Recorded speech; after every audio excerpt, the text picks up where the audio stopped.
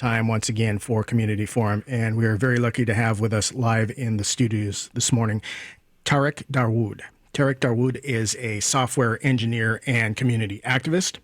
He is the president of the Washington State chapter of CAIR, the Council on American-Islamic Relations, the nation's largest Muslim civil rights advocacy group. He also serves as the president of the Interfaith and Outreach Committee at the Muslim Association of Puget Sound Mosque in Redmond. Tarek, thank you very much for coming in and spending time with us this morning. Thank you for having me. So, start out, tell us a little bit more about your two organizations, CAIR and MAPS.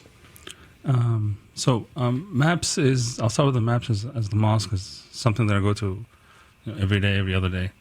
MAPS is the Muslim Association of Puget Sound. It's a mosque that was started in 2006, so this year is the 10-year anniversary. It started in a small facility in Redmond and grew very fast due to large community support. It's a very open and engaged community that tries to reach out to the broader community and welcomes the broader community in. It's been a great success. 2011, we moved into our own facility, which is the current address of the facility right now. And it's a very vibrant and amazing community. On Fridays, you'll see 1,000 people praying the Friday prayer. On Eid prayers, we pray 3 Eid prayers, and each one is 1,000 plus, and it's just amazing and beautiful. It was covered even recently in the news here at the end of Ramadan. Because of all the recent events, there's a spotlight on Muslims in the Northwest. And it was nice to see that they just recently opened a community clinic for basically underserved people to come and get free medical care at the mosque. So it's just a very wonderful, active community. I'm involved the most with the Interfaith and Outreach Committee there, subcommittee basically, where we do outreach to the interfaith community, to just other faith communities or even non-faith, excuse me. And we try and do programs and cooperate together. We cooperate either intellectually, basically we do presentations. What is Islam? Well, come talk to me about your faith. What can we do what are our common grounds? What are common points between us and Judaism, Christianity, or other faiths? And then also, what can we work on together? So issues of social justice, even community service, cleaning the street together, things like that. So that's been my focus over the last 9-10 years. This year was also our 10th Interfaith Iftar, which was beautifully attended by various communities from, officials, state officials, city officials, even federal officials in Washington State, down to just average people who are curious about Islam and Muslims in their community who just showed up for the first time in a mosque. And we love that kind of synergy or spectrum of attendance. My other volunteer activity is the Council on American-Islamic Relations, CAIR. The Washington chapter here is one of the more active chapters for the organization. And I'm on the board, I'm not staff.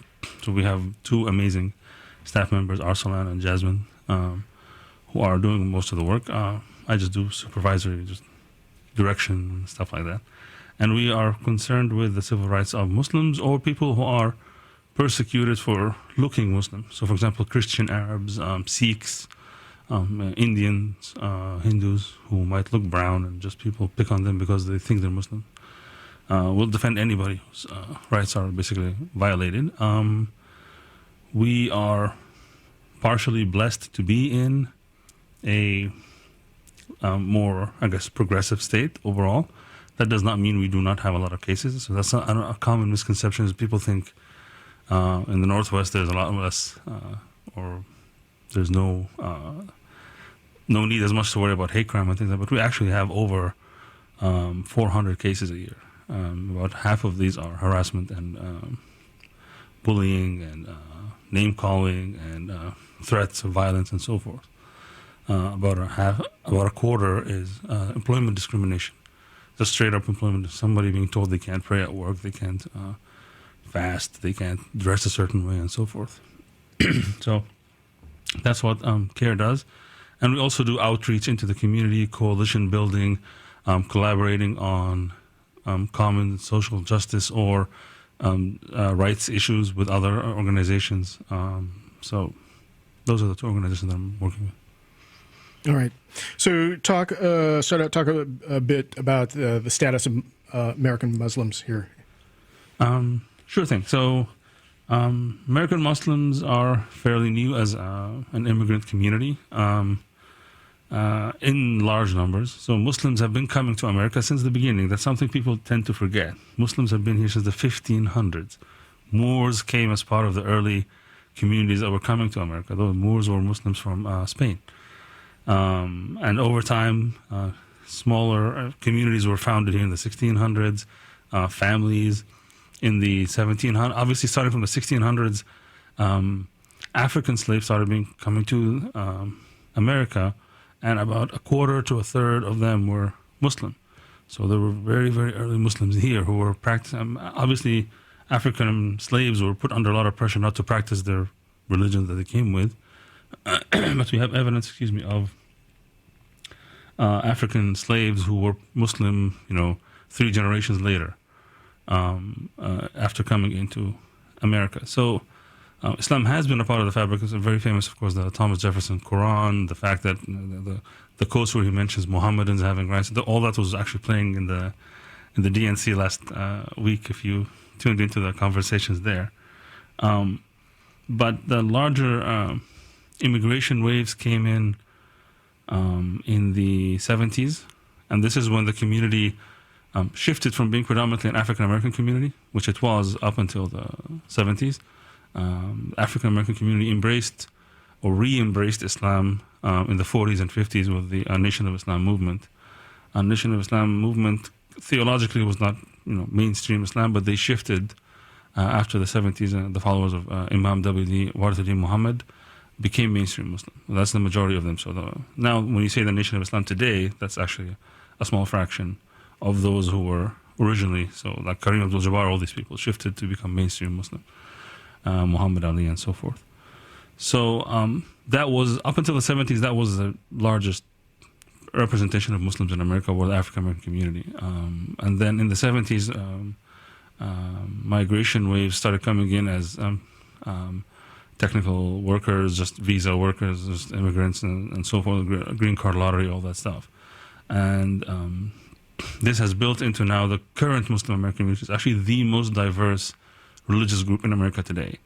So Muslims today are actually almost equally 25% African American, 25% white, 25% South Asian.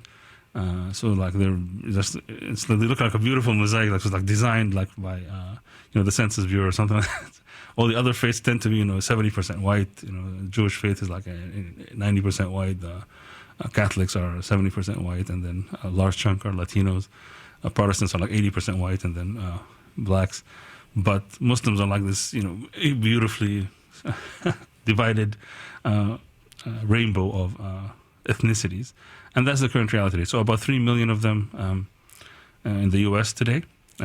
Some say 6. It's a disputed number. The lowest estimate is 3 million by Pew Research, but we also have reasons to question that number, just because it's not clear how you can find out who's a Muslim. It's not counted by the Census Bureau. We don't have our own internal good measuring system as a Muslim community. We tend to have very rough estimates based on Friday prayers and stuff like that. There are a lot of Muslims who don't come to the mosque, so it's not exactly, in my opinion at least, it's not clear that it's only 3, and it's not clear that it's greater than 6, somewhere in between.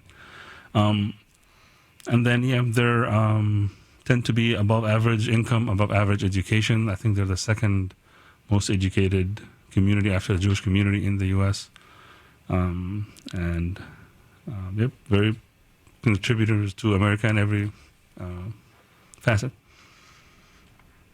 So talk about the many issues that Muslims are having to face in this country, obviously with the current election cycle and some of the people running.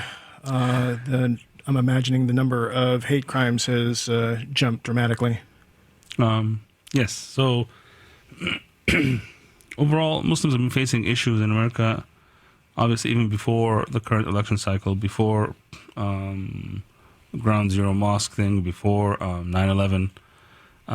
There's a very famous book called Real Bad Arabs, Real R-E-E-L, not R-E-A, meaning on the movie reel. And it's about the portrayal of Arabs in mainstream media, just Hollywood movies from the 40s, right?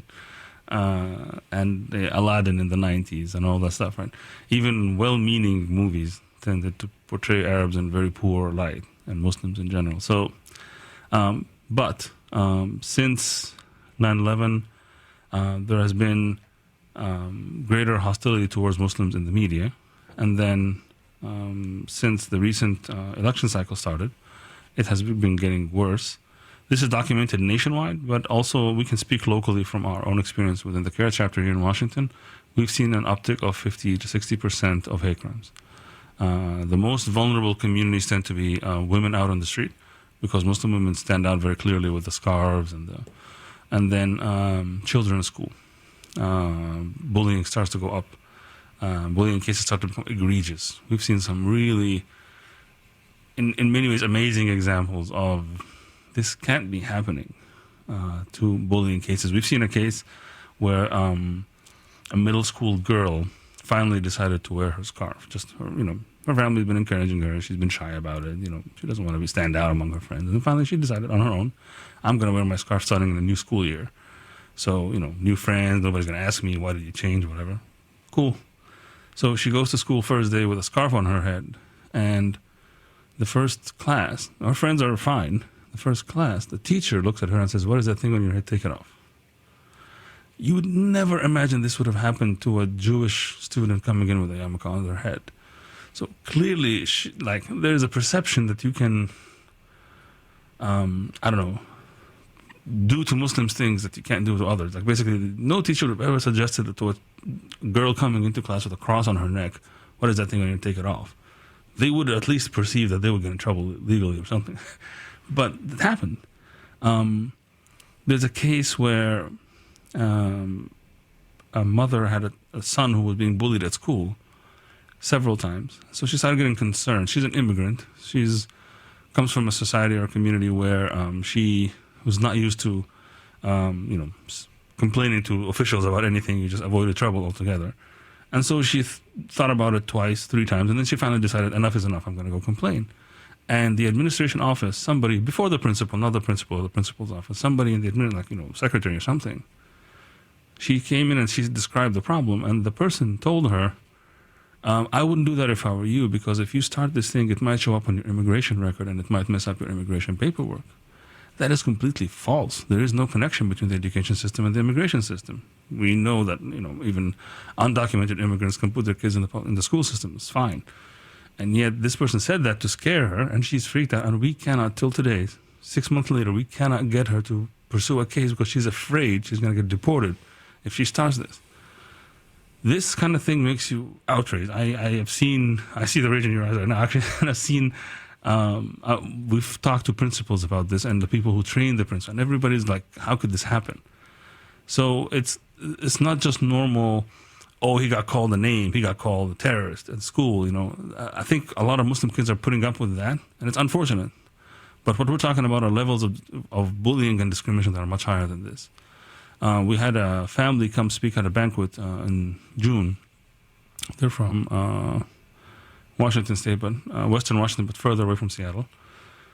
And the mother and her son, came to speak at our banquet, and they described his bullying, and it was just egregious that it took 6 months to the point where he just started wanting to change classes. That's the kind of thing you worry about. The kid no longer cared about what his favorite hobbies were, what his favorite subjects were. He was now trying to just get away from the bullying. That's altering the child's future, basically. And the school did not take it seriously for 6 months until we got engaged. We brought in a lawyer. They wrote a letter to the school. And thankfully, in this case, actually, just to give the audience kind of the full picture, the school and the district both turned around very quickly, and they actually investigated the whole thing and found the whole collection of boys. Because up until then, they would just wag a finger at one child and say, stop bullying your friend, and that's it. This took a lot more seriously. They talked to the kids and their parents. They did diversity training for the teachers and so forth. So that's the kind of seriousness we would like to see this approached with. And it did happen in this case. But I just wanted the audience to know that it's not just 50-60% of rising of people yelling at Muslims from the windows of their cars. We've seen cases where someone ran over or tried to run over a Muslim woman at a gas station. So this is, somewhat serious spike. It's not just the number of insults. So we're seeing that as rising, but also I'm more of an optimistic glass half full person. So we've also seen a rise in the number of people who are standing up, trying to help us.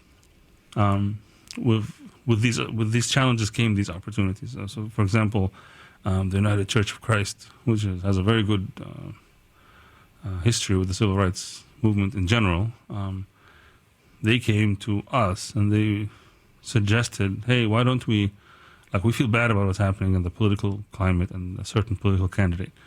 How can we communicate to our Muslim brothers and sisters that not everybody in America agrees with this guy, right? And they decided to put up, before Ramadan, leading into Ramadan, a sign that says, a blessed Ramadan to our Muslim brothers and sisters or our Muslim neighbors. And it was such a beautiful thing. Like, even my wife saw it next to a church in Kirkland, and she was just very moved by it. And then the Muslims started campaigns to thank all these churches that are doing this. And then it became national. So basically it got picked up, and a lot of churches, even other denominations, started to do it just to welcome them. And then I attended an iftar in Edmond, hosted by church, basically. And yes, they did get some grief even from their own members, but the majority of the church was just very supportive of the idea that this was a way for them to speak up and say that this dominant voice you hear in the media about attacking Muslims and questioning their loyalty and all this stuff is not representative of the broader Muslim American community. So, and there was even the recent incident just last month at the Idris Mosque in Northgate. Mm-hmm. So I was surprised when I was scanning info that you had sent me that had already fallen off my radar, and it was just a month ago. Yep. So talk about the erosion of different rights and, for instance, the surveillance that has happened since 9/11 and increased significantly since then. Yes. So I guess to complete the picture from the challenges that are facing us, so rises in Islamophobia is one, and then the next one would be, yes, the rise in Islamophobia starts to feed into an angry tone in the media and horrible portrayal of Muslims in the media, which is, in my opinion, starts to lay the ground for making it easier to erode Muslim rights, basically treat Muslims differently, more suspect than others. And so some of the things we've seen is that after 9/11, there have been a set of measures taken, and one of them, the funny things was that when, for example, Ted Cruz suggested that we surveil Muslims specifically, keep an eye on Muslim communities, right? And then when Donald Trump on the other side suggested that we register Muslims in America to keep an eye on them and see where they're going on with the comeback. I think the sad thing that most listeners did not know is that both of these were done. It's not like they're even suggesting something new. Both of these were done by law enforcement and then abandoned. So the registration part in 2003, Homeland Security, which was newly minted at the time, effected a program called NSEERS, NSEERS, which was to register aliens who are here legally on their way in and out of the country, and annually. So basically, if you were an immigrant, you had to come in once a year, do an interview, kind of check you out, see if you're still loyal. I don't know, see if your loyalty has dipped, and then they could, in that interview, say, you know what, no, you're too shady, and then you just don't come home from that interview. You just start deportation proceedings, and then on the way in and out, you'd also be registered. And that program lasted for 4 years, from 2003 to 2007. That program targeted people, nationals, from 19 countries, 18 of which were Muslim countries. So we've already tried this before. And the 19th, by the way, was North Korea, which has not the whole many immigrants here who are going back and forth to North Korea anyways. So it was added just as the axis of evil thing. But the other 18 countries were predominantly. So basically, in 4 years, they interviewed 86,000 predominantly male, only Muslim males between the ages of 15 and 40. That's it. That's what all no women. There's no creativity. There's just very, very high, great profiling. It's basically just profiling, clear profiling. What Donald Trump wanted exactly, and they gave up on it. Just for the record, 86,000. They picked 16,000 to be suspect and put them in deportation proceedings. 16,000. That's a fifth. Okay. The next program was implemented, so they dropped into them because it was too expensive, too much labor for very little results. They didn't even have faith that who they were deporting were actually bad guys or good guys or anything. And so they abandoned it for a different program in 2007, which had passport, where you just scan your passport and the computerized, signals check you out if there's something wrong with your profile and then flag you if there's something looks wrong. That program scanned 4 million passports the first year and only flagged 250 people total. So that clearly tells you that of those 16,000 that were flagged by human judgment of character was horribly off target. And all these people got deported, these families got ruined, obviously kids got separated from their parents, all that stuff. And so we've tried that already, and that's something that's not told a lot. And then also Ted Cruz's suggestion, New York police was found actually guilty, and they actually dropped the program where they were surveilling Muslim communities in New York City, just the whole community. Like basically they will be surveilling like cafeterias, restaurants, and it's well documented in an ACLU report about this. This beautiful report. I highly recommend people look up NYPD surveillance of Muslims by the ACLU. It's a beautiful report and shows out like all the different wrong things they did. And they just watched all the restaurants, all the cafes, all the mosques, even the hookah bars where Muslims hang out. There's so much research, and it's not like they found a single bad guy as a result of that. And so it's not even like that these things are horrible ideas. They've already been tried, and people, and this is the point about the erosion of Muslim rights. It's that the demonization of Muslims in the media made it easier for people to pass these laws that specifically target Muslims or do these practices specific target Muslims. And what I wanted to say is that they don't work. It's not like they produced, look, we found all these terrorists as a result of that. There's no documented proof that any of this helped make the country any more secure. It's just a lot of research. It's kind of like saying, I want to find the guy who stole the car, so I'm just going to scan every car leaving out of Seattle. It's just so expensive and wrong. So that's an example of the erosion of, specifically on the surveillance issue. Obviously, with the Snowden revelations and the NSA's excessive reach into spying, even beyond what is allowed by law, was another big problem. So we see signs of this in the Muslim community even here. We'll have clients who come to CAIR who complain to us that law enforcement came to them, the FBI or local Seattle police or something. They came to them and they told, they were having a conversation with them, and they would tell them, that explains, they'll be answering some question about the kind of job they do. And the guy, the law enforcement person would say, that explains why we see so many cash deposits in your bank account. Wait, how did you see my bank account? When was I served a subpoena to serve all these records to you? It never happened. Why? Because they get a lot of the stuff right now basically on a back channel straight from the bank. So there are two constructs that I hope your listeners are aware of, and if they're not, they should look them up. One is the national security letters, and the other one is the Fisa Courts.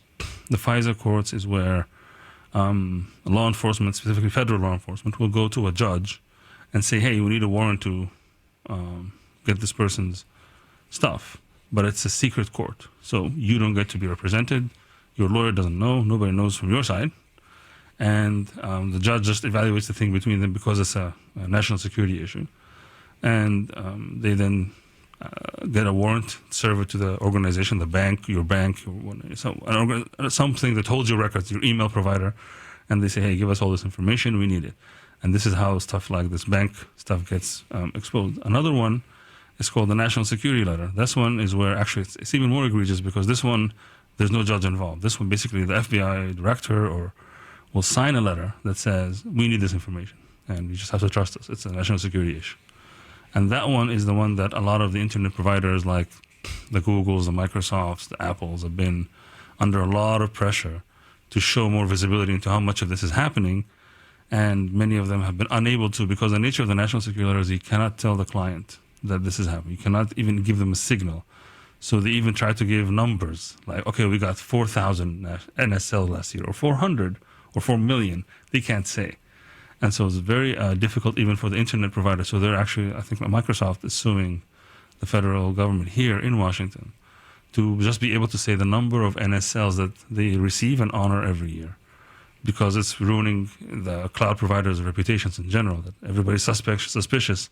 Oh, you guys are, and even we as citizens, we should hold the government accountable in this regard. Basically, our law enforcement using it too much, or using it too little? Maybe they're only serving 4 a year, and that's too. Maybe that shows that they're not doing they're not investigating enough terrorist suspects, right? So we don't even have visibility into that. Only got a few minutes left, and as well as we don't really have time to go into the numerous things that the FBI has set up, these supposed stings that they come out with later and do a dog and pony show about this, terrorist was going to attack such and such, and it turns out that the FBI basically were the ones that instigated the entire thing. And this is, real quick, this is one of those things where I just feel what happens is the FBI will find someone who's not necessarily stable, maybe even has violent tendencies, and they will set up the whole entrapment process. So they will have an informant from the Muslim community who will offer this person, hey, do you think you want to bomb this place? And then he'll offer him the money, the resources, the guidance on how to do it. And then the last minute, they will go and blow up this thing together. And when he pushes the button, nothing happens. And then as soon as he pushes the button, you show the desire to do something horrible. And then they arrest the kid. And the problem is, most of these times, on his own, he would have never gotten anywhere close to being this way. Some people argue, well, it shows that he could have become, maybe he would have become an ISIS recruit or something like that, maybe. But maybe we're spending so much time with this guy, bringing him up to speed on being a terrorist while there's someone out there who's already doing something. Is this the right use of resources? It's kind of like going to a young kid here in the neighborhood and saying, hey, kid, look, I'll leave a car open with the door wide open, and I'll say, hey, kid, why did you get in the car and take her away? How many kids will fall for that? I'm hoping that's 10%. I'm assuming most of our kids are good kids, right? 10%? If they fall for it, right? Is that the right use of our time to find car thieves? That's the whole point. It's not that, yes, it's a wrong thing that he did, no doubt about it, right? But is that the best way to find the car thief gangs that are actually stealing our cars? I don't think that's the right way. That's the whole point. Just resources. All right, so just 2 minutes left. So what would you like people who are listening to do? Support your local Muslim community. The ways you can support us are just work with us, first of all. Now, locally we have the CAIR chapter if you're worried about civil rights. If you want to do interfaith outreach, MAPS does interfaith and outreach. Stand up for your own rights. Be aware that we are at the forefront of your rights, not just our rights. When the famous Hitler story, right? When they came for the Jews, I let them do it. When they came for the Polish, I let them do it. And then finally, when they came for me, there was nobody to defend me. So we are at the forefront of everybody else's rights. So we work with a lot of organizations. We appreciate their cooperation a lot. Japanese American Citizens League, for example, has been constantly preaching the story today about the internment back in the 40s to say this could happen with the Muslims, which Donald Trump finally suggested. So we appreciate any collaboration because we understand that this is our turn to fight for everybody's civil rights, just like the African Americans did in the 60s and so forth. So that's it. Does CAIR have a website people can find? Yes, cairseattle.org, and MAPS' website is mapsredmond.org. You can click on the outreach link for MAPS, and then CAIR, you can just click on the Contact Us link. Very good. All right. Well, with that, we're unfortunately out of time. I want to thank you very much for coming and spending time with us this morning. Thank you very much. I enjoyed it a lot.